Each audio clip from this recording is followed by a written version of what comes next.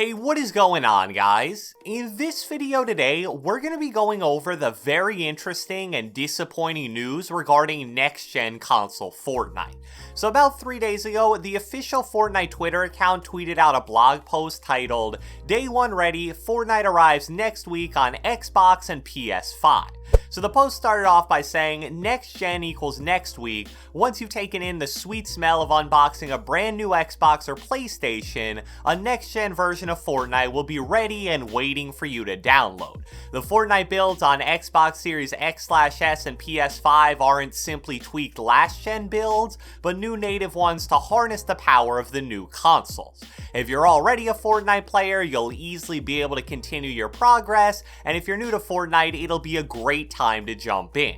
Whether you're a veteran player or looking to play for the first time, you'll be able to download the game on your new console day one and enjoy a truly next-gen Fortnite experience." So none of that was really anything new or groundbreaking, honestly. We knew most of that stuff from previous blog posts, but then they expanded a bit further by saying, here's a look at what you can expect from Fortnite on the new consoles. November 10th marks the arrival of not one, but two brand new Xbox consoles where you can play Fortnite. On Xbox Series X/S, day one improvements to Fortnite include the following. Experience Fortnite on Xbox like never before on Xbox Series X with stunning 4K running at a smooth 60 FPS. Experience a more dynamic and interactive world with grass and trees responding to explosions, enhanced fluid simulations for smoke and liquid, and all new storm and cloud effects. Get into matches faster. Loading performance has been significantly upgraded, not only improving texture loading, but also helping you get into a match from game startup much faster. Also, enhanced split screen. On Xbox Series X/S, split screen now supports 60 FPS. And finally, in the Xbox section, they specifically mentioned the Series S, saying, hop into any game mode and enjoy 1080p running at a smooth 60 FPS. The Xbox Series S will support most of the visual enhancements available on the Series X. So that covers all the Xbox stuff, and now here's the PS5 section. Most of the stuff in here is the same, so I'll really only focus on the differences or the really important things. The PlayStation 5 will be launching November 12th or 19th, depending on your territory. On PS5, day one improvements to Fortnite include the following. Experience Fortnite on PlayStation like never before on PlayStation 5 with stunning 4K running at a smooth 60 FPS. Then they say the same thing about the more dynamic graphics with trees and grass moving. They say the same thing about getting into games faster and split screen now being 60 FPS. But then here are two small PS5 exclusives, I guess. DualSense controller immersion. Haptic feedback makes it feel like you're holding the suppressed SMG or bolt-action sniper rifle. In addition to general vibration support, we've integrated haptic trigger feedback for ranged weapons on the new DualSense controller. And then the other thing is, select your favorite mode directly from the PS5 home screen. Fortnite supports PS5 activities, starting with the ability to go straight into the Battle Royale lobby with either solos, duos, or squads selected. Once in the lobby, choose to queue up for your selected mode. So that covers the specifics. After that, they end the post by saying, no matter what platforms you played Fortnite on previously or plan to continue playing alongside your new consoles, crossplay remains available, and your progression and cosmetics carry over to the new platforms.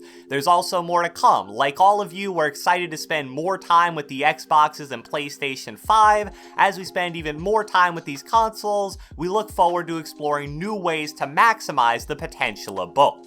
Alright, so right away, the thing that sucks about this announcement and why so many people are upset is because there's no mention anywhere of anything over 60 FPS. In both the PlayStation and Xbox Series X section, they specifically say that the game is going to run at 60 FPS on 4K, and then for the Series S, 60 FPS on 1080p. This is something that I was kind of fearful of ever since I saw the first trailer for next gen they released about a month ago. In that trailer, they put so much emphasis on these super little graphical things. They made sure to show fire looking realistic, new death and chug jug animations, things like grass and trees blowing in the wind. It was kind of like, alright, well, I hope this isn't the only thing they're focusing on.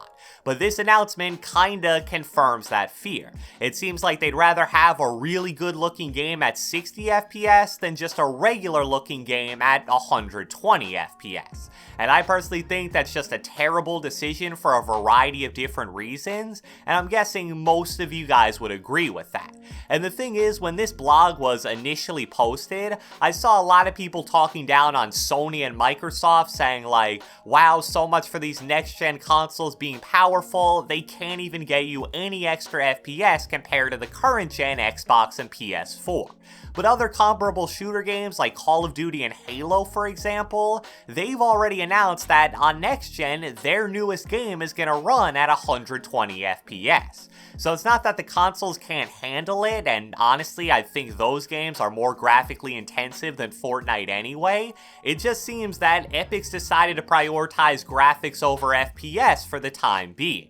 Now, even though this news is incredibly disappointing no matter how you slice it, there's still actually a decent amount of hope for a few different reasons. The first possibility is that even though Epic is advertising 60 FPS at 4K on the Series X and PS5, they'll allow players to lower their graphics down to 1080p, for example, and maybe then you'd be able to get near 120 FPS. Now, if I had to guess a percentage of how likely I think this is on day one, I would probably only say maybe 20 or 25%, honestly. The reason being, I feel like if that option was available, they would have announced it in the blog post. I guess it's possible that they're just sort of trying to keep it a secret and surprise everybody closer to release day, but people reacted very negatively to that 60 FPS on 4K news, so you'd think that if 120 FPS was possible, they probably would have said something ASAP to counter all that hate. The more likely outcome here, in my opinion, revolves around the somewhat cryptic hint that they dropped at the very end of the blog. As we spend even more time with these consoles, we look forward to exploring new ways to maximize the potential of both. What this signals to me, and I saw many other people say this as well, is that even though 120 FPS probably won't be available on launch day, it sounds like there's a good chance that it will be available in the near future. And there are actually two examples in Fortnite history of them increasing the FPS of their game on a platform. For the first couple months when Fortnite was released on console, it actually ran at 30 FPS. But then sometime in Season 1, I believe, they released an update that optimized the game a bit and made it 60 FPS. This also happened much more recently with a different platform, the iPad. For the first 2 to 3 years or so of Fortnite, every model of the iPad, much like consoles, were capped at 60 FPS. But then pretty much totally out of the blue one day, Fortnite released an update that allowed some of the higher end iPads to max out at 120 FPS even though they were previously capped at 60. So that's a bit of a misconception I've seen that some people have. If the next gen consoles can handle 120 FPS, which we know they can, just because Fortnite is initially going to be at 60 in all likelihood, that doesn't mean it's capped at that forever. Look, Fortnite's a game that prides itself on being innovative and ahead of most other shooter games in many aspects. Because of that, I find it hard to believe that they're going to stay at 60 FPS for this long duration of time, while most of the other newer games are quickly making the transition to 120. So don't get me wrong, this blog post again was definitely incredibly disappointing, and I have a feeling it's going to make a lot of people hold off on getting next-gen consoles right away, but I also think there's a good amount of hope for the near future. So I hope you guys enjoyed this video, and if you watched the entire thing, be sure to let me know with a comment down in the comment section below. Let me know your thoughts on the official Fortnite announcement regarding next gen that we just discussed. Be sure to leave a like, leave a comment, subscribe, turn on post notifications, do whatever the heck you want, and I will catch you guys next time.